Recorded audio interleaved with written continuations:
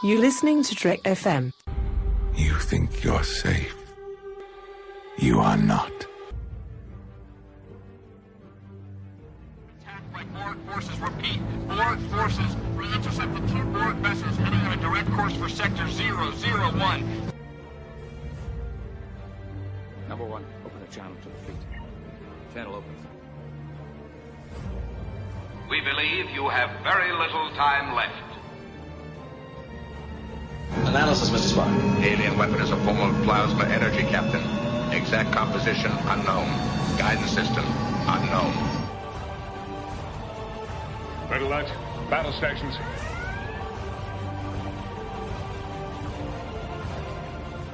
So a little weird. Mr. Kelly, we're Starfleet officers. Weird is part of the job.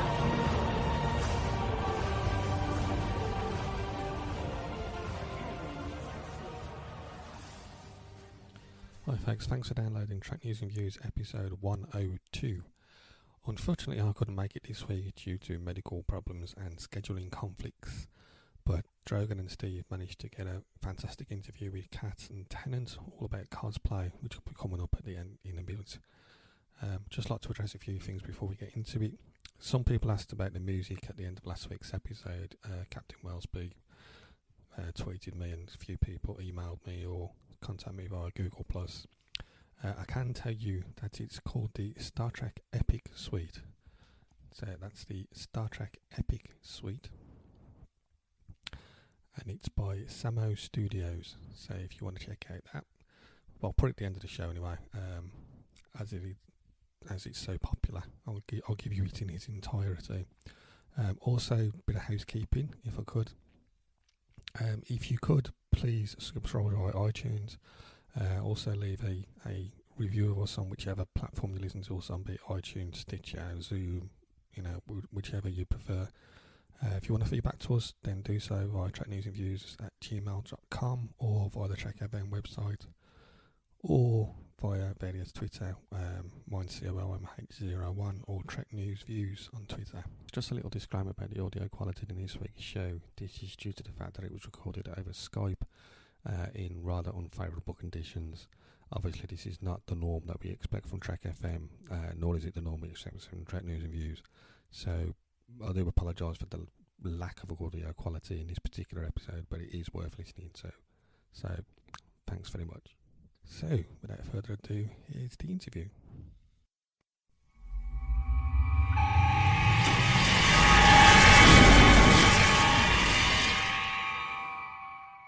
So we are here today with Kat Sky and Tennant Cosplay. So if you would introduce yourselves, please. Kat, let's start with you. Hi guys, I'm Kat. I'm a cosplay model, and maybe you'll know me from either the cosplays I've done on Facebook, Instagram, and Twitter, or you know me from the Kickstarters for the sci-fi independent films that I helped with. Well, today we bring you what we call Cosplay Havens, and we'll talk briefly about that. And next up, I believe we have Tennant. Hello, Tennant Cosplay, the 1-0 kind. You will know me from Facebook, Twitter, Instagram. I just started doing a little bit more on those. But mostly I'm the guy at the cons around LA and California especially who has the full-size David Tennant style TARDIS. So if you took a picture with a giant TARDIS, probably me. So thanks for following, thanks for listening, and hopefully we'll get a lot of talk in about the havens that we're trying to get started to protect my cause fam. Well, why don't we start with that, actually? So tell us a little bit about havens. What is this idea and how is it set up, and we'll go from there. Havens was born from necessity. I was surprised it wasn't a thing sooner, and as soon as I saw the need, I jumped on it immediately. It happened last September at a convention. A fellow cosplayer, young lady, came to my TARDIS because she had been assaulted at the con. Someone had touched her inappropriately, and she didn't know who to talk to or where to go because she had gone into shock, as people do when they are assaulted in public. And she recognized the TARDIS as a place of safety, which is incredibly humbling and very, very sweet of her to see me as a safe haven. And when that happened, I immediately, found her a seat, gave her some water, and took care of her. And it was ridiculous that this can happen in public and when you're surrounded by so many people, because I know all the people, all the vendors around that area. Anyone would have helped her at all, but you don't know that when you're scared, when you're alone.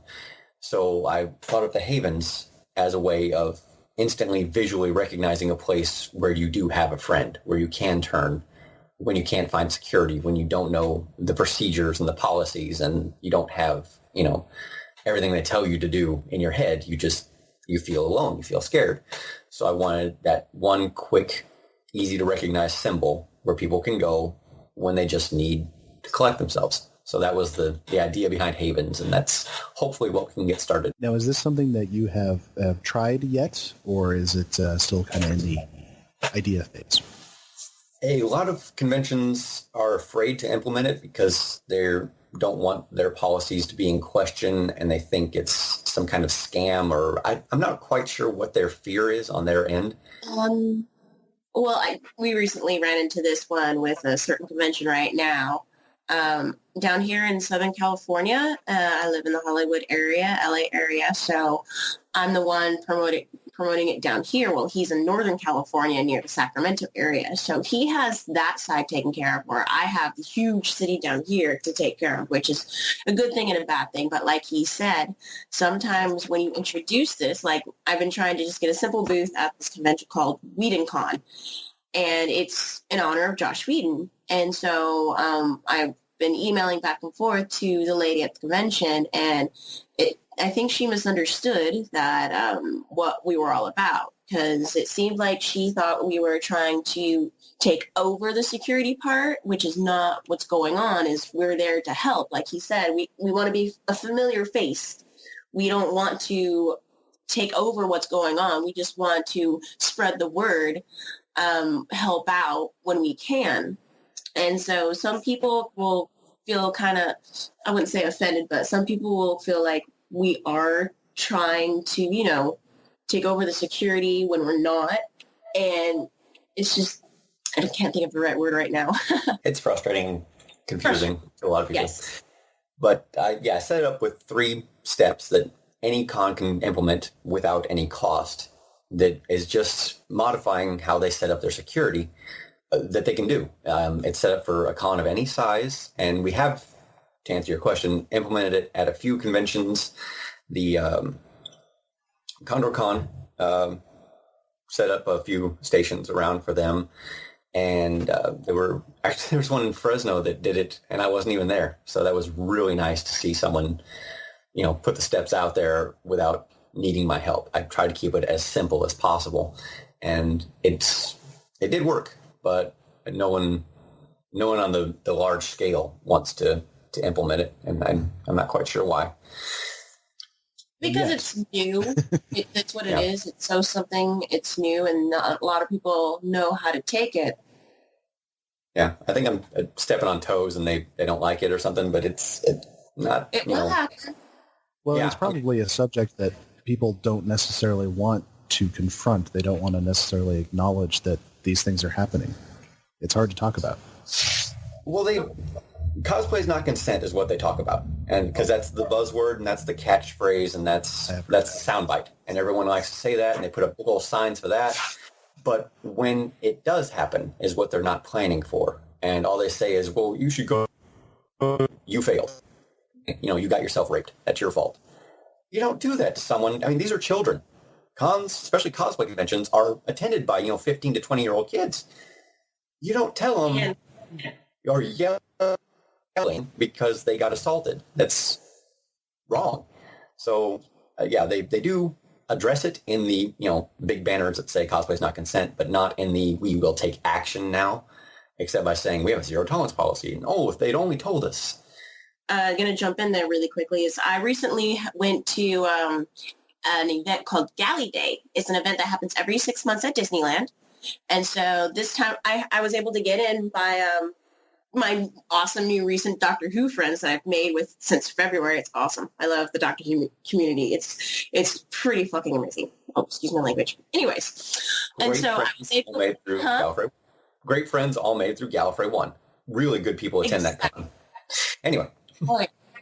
And so I brought a Haven sign in, just a dinky little paperback Haven sign, and I posted it on the Galley Day page, and everybody's like, oh, we can't wait to see you. And then the little picture started from just, me going, hey, I'm going to be here promoting this, to, hey, meet up by the Haven sign for a group photo. So I tried an effortlessly, can say that correctly, made it a little beacon for all the Doctor Who people that are going to be there for the photo shoot, for the event.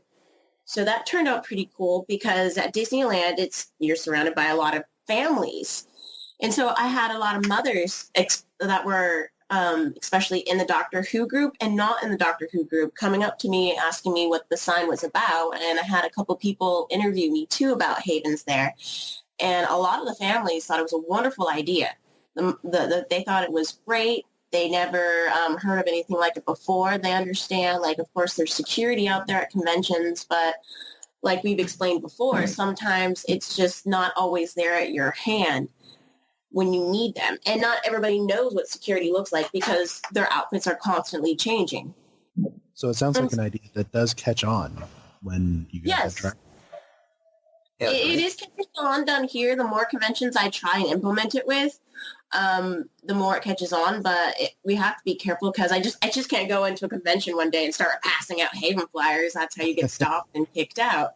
So you have to be very careful in how you approach Havens too, and spread the word. So it seems like probably the best way is when you have the cooperation of the organizers and everything's working together in harmony. Yeah, so now, if I was able to pay for a booth, explain what it is in the brief description, I'm pretty sure they wouldn't have a problem, because I'm paying for a booth.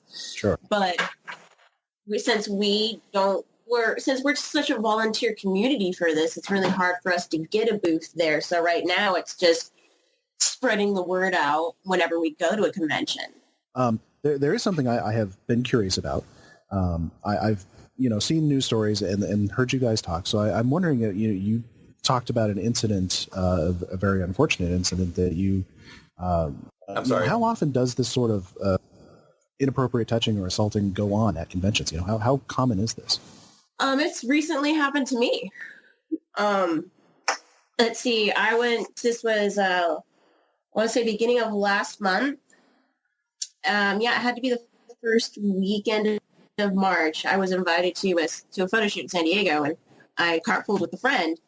And we, before we stopped there, we ended up at it was the Festival of Science and Engineering over in San Diego. So it was a huge festival with kids, with science and stuff like that. And my friends, who were part of the Star Wars Steampunk universe, were there as guests. And so I tagged along with them, because one of my friends was a part of the group. So I tagged along with them that day. And then me and Steampunk Leia, we're just relaxing one day, and we're just relaxing 1 hour, and kids are taking pictures with us. And there's this one guy, since it was an open event, so people can come in.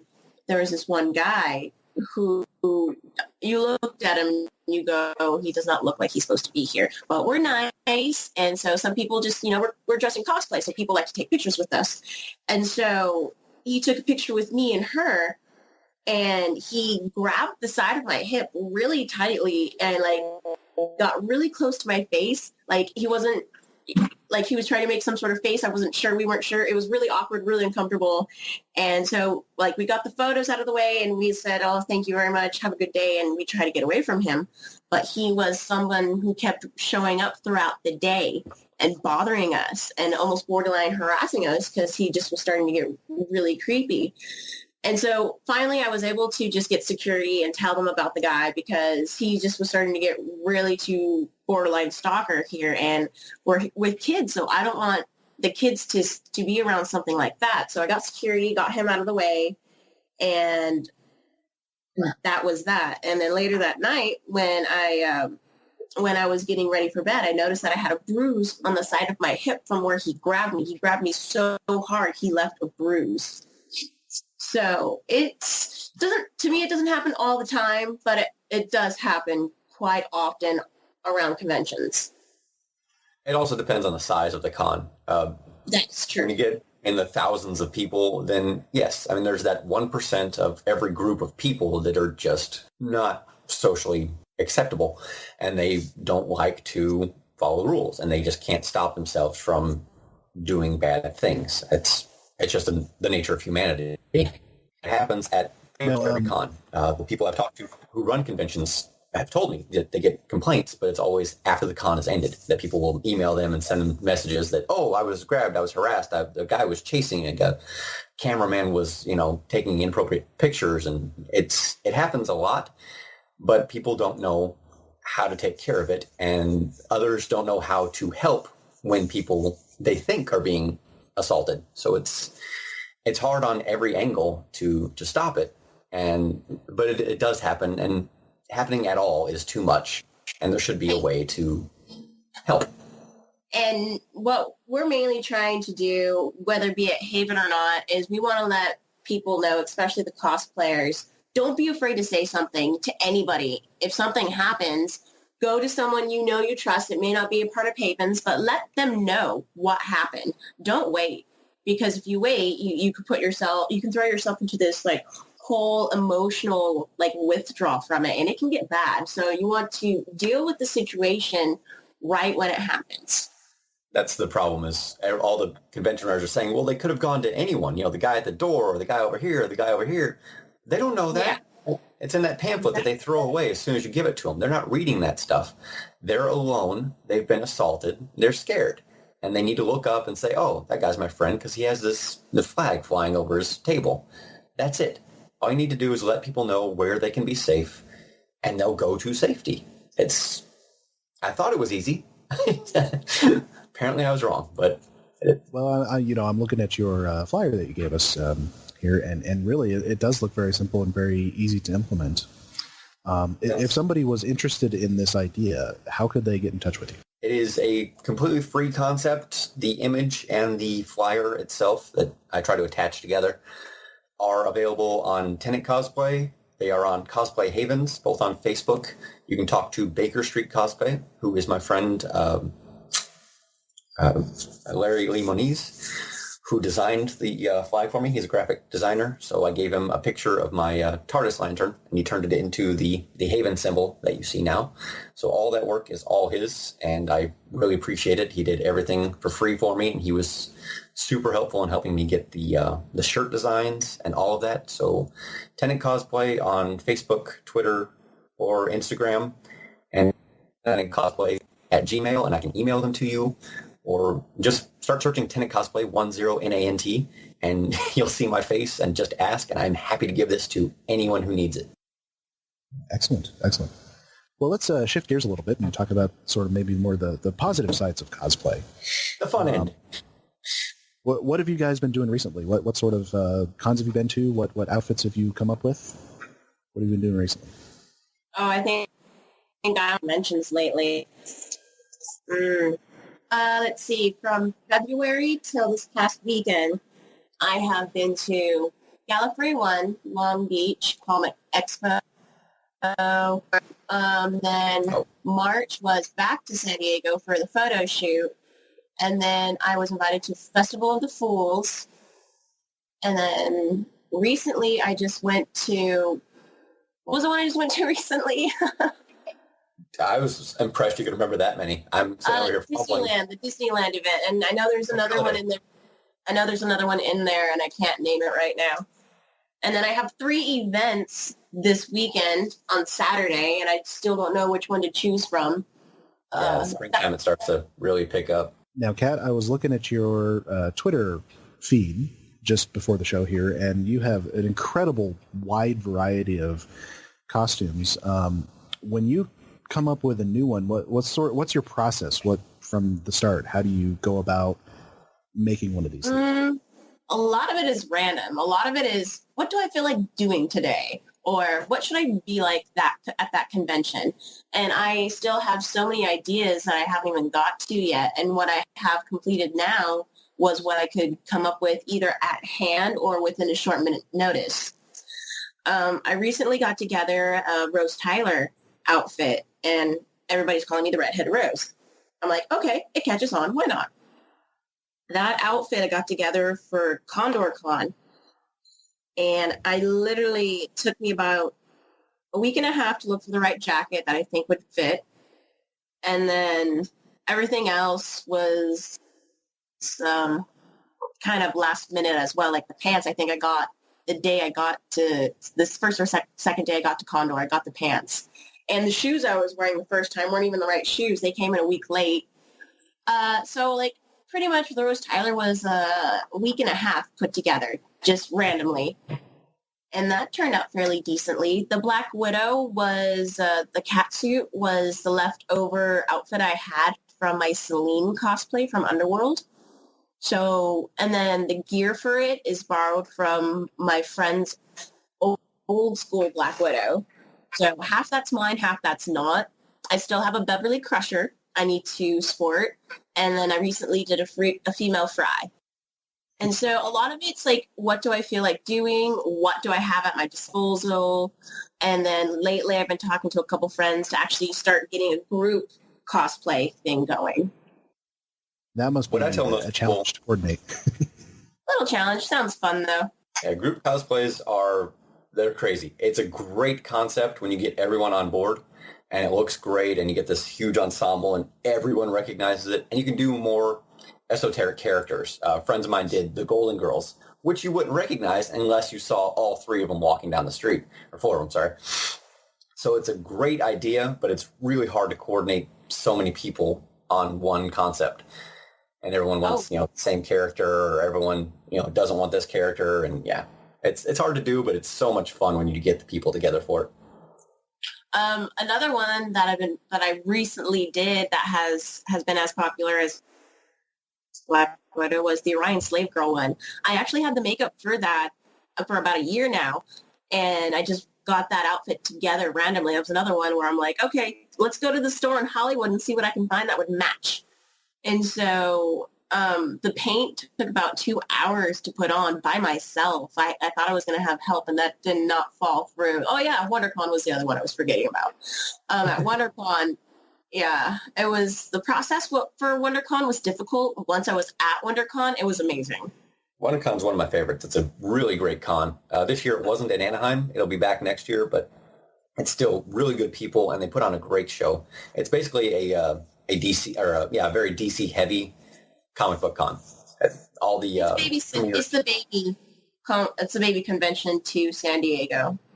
Yeah, is what they call it. Yeah, they were really good there. A lot of the photographers, they would ask you before they started taking photos. That's what I liked about them, is they would wait patiently for your permission before they started taking photos. That's what I liked. Now that's a good thing to mention. Is that something that you prefer, that people ask permission? I do. I really do. I don't mind those if they don't ask it nonetheless, but when you ask it actually makes me feel a lot better knowing you have respect to ask me to take photos instead of, oh, look, a half-naked green girl, click. Come on. Well, a lot of it is for the costume. Keyword. Yeah, a lot of it's for the costume as well. Most cosplayers designed it very quickly, and they have these really elaborate costumes. They look amazing from certain angles, so they want you to get a good picture. So if you ask, it's better for everyone. They get, the shot they want you to take, and you get a better photo because they're ready for it. So just always ask. It's like Slave Girl. I pretty much remind a lot of people of Vina when she was the Orion slave in the pilot episode with Captain Pike. So I did the little pose because if you ever watched the pilot episode for the Star Trek original series, she was an Orion slave girl and she danced. So I used my dancing experience to make the little poses like she would. And a lot of people enjoyed that. A lot of people complimented me because I may not have looked exactly like her, but I did the character so well, I did remind of her. A lot of people forget that half of cosplay is role play. It's costumed role play. So bringing the character out is a big part of it. And too bad it doesn't show up in the photos that, she would dance around, and it's part of the character. It's part of the fun of wearing the costume. I think for me, when I saw that picture on your Twitter feed, it actually, the character did come through because of the pose helped, and your look and everything. So, I mean, you're absolutely right. It's not just the costume. And I've seen some of the other girls do the Orion Slave Girl. I guess there's groups out there that are dedicated to Orion Slave Girl type groups. And to me, I see them, I see their outfits, and I see them in the Star Trek clothing and cosplays, and I'm like, cool, you're an Orion Slave Girl. But at the same time, I rarely see them actually portraying a character in a photo or an Orion type character. Yes, they may look like it, but that's all they do. That they just look like it. They don't make me feel like I'm actually seeing an Orion Slave Girl part of Star Trek. Yeah, so that's what I try and do.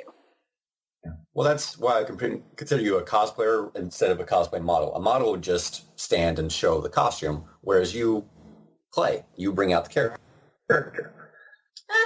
Okay, it goes back and forth. Now, we've talked a lot about Kat here, but how about you, Tennant? I mean, what do you do most of all as far as cosplay? As the name suggests, I am usually pigeonholed into a lot of Tennant cosplays. I have a similar facial structure to him, so I can pull off a lot of his costumes fairly accurately. But I try really hard to be as accurate as possible. I get the best material for the suits. I get... Oh, my God. Oh, yeah, don't get me started on suits and ties and matching. No, you can get started on that while I go get another cup of coffee. Yeah, you get started on that, I'll get coffee. So you're obviously very detail-oriented.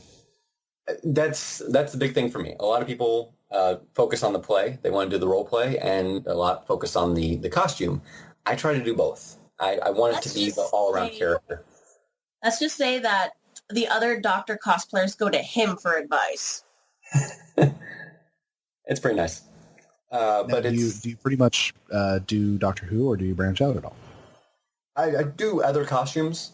This last year, I was touring a lot with my TARDIS, so it's what people expect to see when they walk by a TARDIS, is to see a doctor. So I was wearing the tent suits a whole lot. Lately, I was able to break out a Kilgrave in front of the TARDIS, which was a lot of fun. People really enjoyed it. Another great David Tennant character. Yeah, the David Tennant version of Kilgrave. Not the... I want to do a purple man, too, with the purple face paint and all that. I want to do the full-on one, because a friend of mine wants to do the Jewel from the comics. So to do a Kilgrave and Jewel would be really awesome. But no, I do the Kevin version, not the Zebediah version. I did that one with the TARDIS, but I do anime characters. I've done Grey Fullbuster. I really enjoy Varric and Julie. I do a group cosplay with Julie, the Varric from Avatar, the latest one, Legend of Korra. I've done Grey Fullbuster from Fairy Tail. My very first costume was actually Ryu from Street Fighter. I tell people any costume that takes me back. Yeah, way back. But start with the costume and character and a series you love. If you don't love what you're dressing from, you're not going to have fun. And if you're not having fun, it's an awful hobby. Stop doing it. So start with the love and then build it and make it yours. Make you love the character again. Bring out all the things that you enjoy about it, and let other fans see it. And it's just a big old flag, and people will come up to you. I wore Jubei Kibagame, if anyone knows who that is, to Anime Expo. Maybe a dozen people recognize me, but of the 300,000 people that were there who saw it, that dozen were so happy to see their favorite character walking around that it made my day. It was so nice to be recognized. It's from Ninja Scroll, in case anyone is wondering. And I love the character, and those few people from 1996 anime recognized it, loved it, and it was so much fun. So it doesn't have to be everyone's favorite character. Make it your favorite character, and you'll have fun. Oh my gosh. So a great example is I have been wanting to get a Sailor Moon character going for so long. I've been putting it off until I had the money to get absolutely everything perfect. But I know the moment that I sport that cosplay on the floor, I'll just be like her.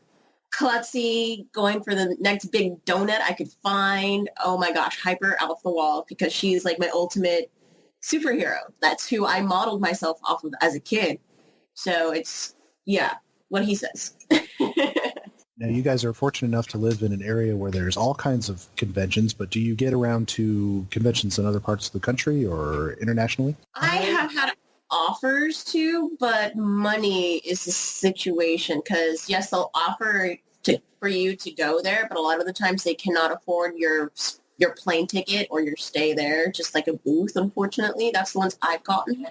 That was exact same thing. A lot of people, Illinois and Michigan and all over the country, they want me to come and they want to see the TARDIS. They want me to bring the Doctor around or do sketches with him. It's always money. So I've been stuck just in California, where fortunately you can go to a con a couple times a month. And there's year-round in California, you can attend a con. But I would really like to see other states and other places and do other cons, but it all comes down to money. It's really hard to do your favorite cons in California as well as go to the ones you want to do in other states. Yeah, I've had offers all the way from Germany to go to the conventions in Germany. But that would be a rather expensive flight from California. Oh, really expensive. Yeah, the UK... I have going to the Star Trek Las Vegas. I went in 2014. I'm going again this year, and even just attending in general is expensive. So, I was able to get a ticket for all 5 days, and then I just recently found out that one of my Doctor Who cosplay friends is also going, and he has a place at the Rio for 6 days. So we're talking about like splitting that in half, and that's still going to be like $306 for 6 days from me to crash with him at the Rio. And I'm like, it's worth it. At least I have parking. That's what I worry about, is where I'm going to park my car. It's going to be super busy. Never been to Vegas. I would absolutely say it's worth it. I had a blast a couple years ago. Oh, I am. No doubt about that. Speaking of the sort of financial aspect, I mean, is it possible to be have fun doing cosplay without spending a lot of money? Oh my gosh, yes, absolutely. Yeah, that's what Kat was talking about. We call it closet cosplay. You jump in your closet, or you find clothes that are close enough that you can't get the screen accurate stuff, but you can bring out the character very, very closely and really inexpensively. I mean, a friend of mine does a what is it? A good one is my female Fry.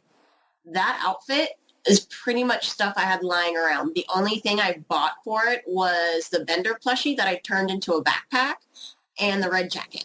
And I bought that red jacket for like $20 at a thrift shop. I wasn't even looking for the jacket. I was like, oh, what's in this store? It looks pretty cool. I just happened to turn around and go, oh my goodness, that will work. And boom, got it. And the plushie, about $15 off of Amazon. But everything else I already had. I can imagine places like thrift stores and that sort of thing would be great for, looking for inexpensive things that might look close enough. Yeah, thrift stores are the place to go. A lot of tan cosplayers will do it because they just find a brown suit or a blue suit that's close enough in color, and then you bring the character out, a pair of Chuck Taylors, and you're good to go. Now, are there resources like online if you want to find out, what is that particular jacket such and such character was wearing? Oh my gosh, yes. What's the one that you're having me go to? A Bad Wolf Closet?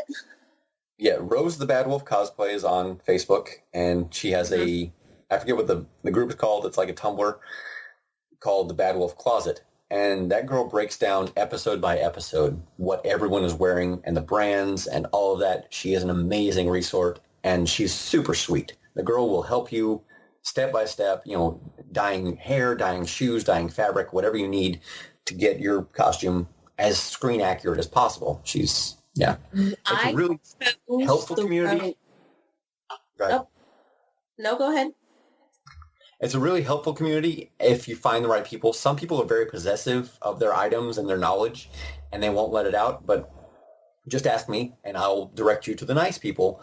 And there's so many people out there who want you to be perfect. They want you to do better. They want it to be to their standard. They want you to bring that character out because they want you to love it as much as they do. So look for the good people. Ryan Slave Girl. Everybody's like, how's the body paint? What did you use? Is it breathable? Because, there's a lot of body paint that's alcohol-based that what comes off really easily. And I was fortunate enough to get a hold of the makeup artist from Star Trek Continues to see what they used for their episode 3 for Lolani. And Lisa says that they used propane. And they use, a special name for that special color.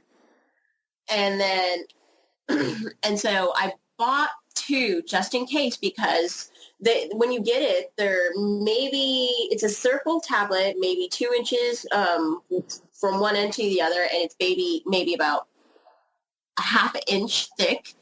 And I wasn't sure how many layers I would have to put on or how much I would use from it because it's a water-based. So you get warm water, you put a sponge on, then you apply it.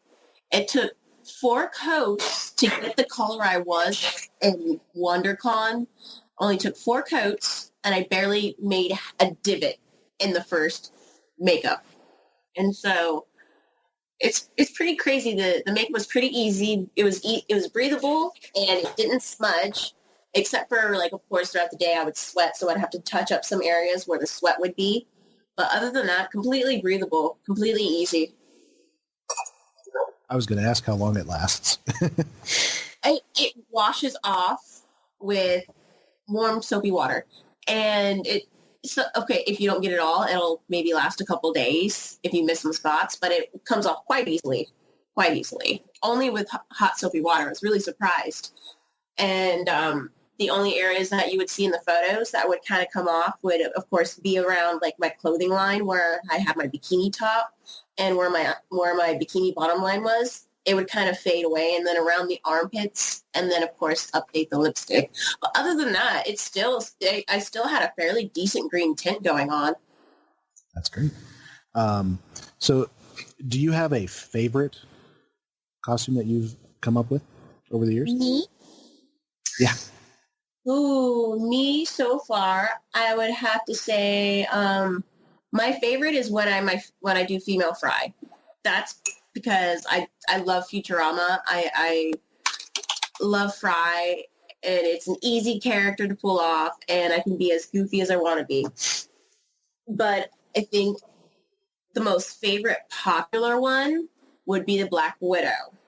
So Black Widow's really fun because that gets me into a character that's completely different than most of the ones I've done, because the Black Widow character has just that different personality that's so extreme from the sci-fi stuff that I do.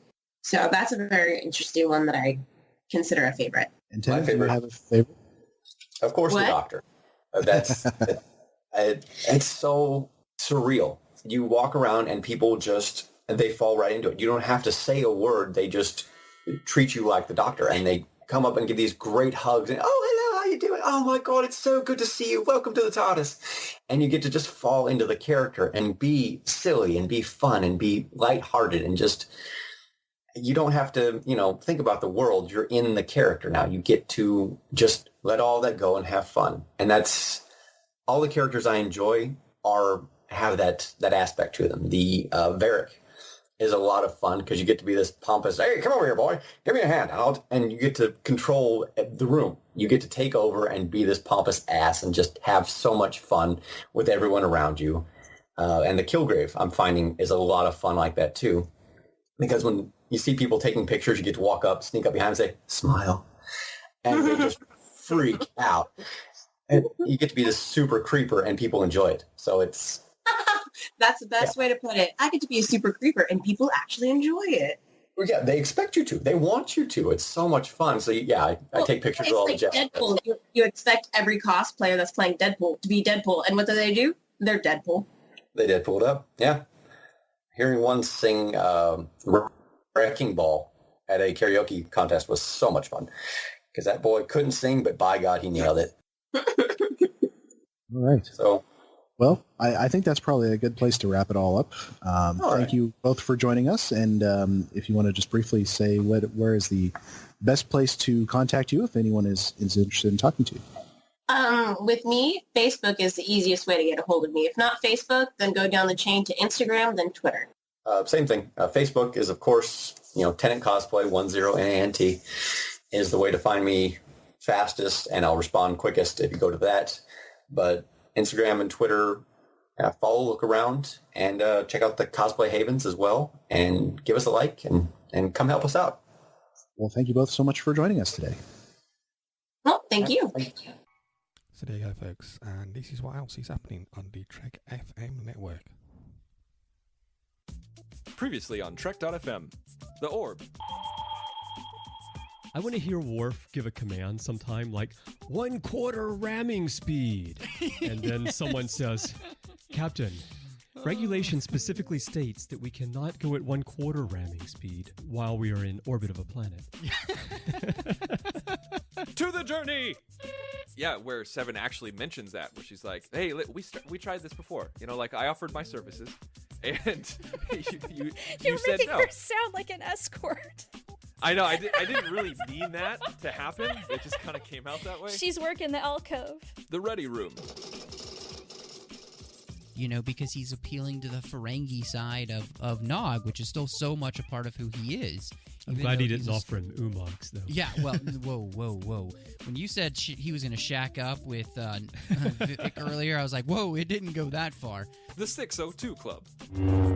I feel like Man of Steel was a great groundwork to work from, and Batman v Superman, it had to build off of that, because if they didn't build off of Man of Steel, people would say, oh, they're trying to ignore perceived failure in the past. And that's what else is happening on Trek.fm. So that's it, folks. Thanks for downloading, thanks for listening, and until next time, I'll see you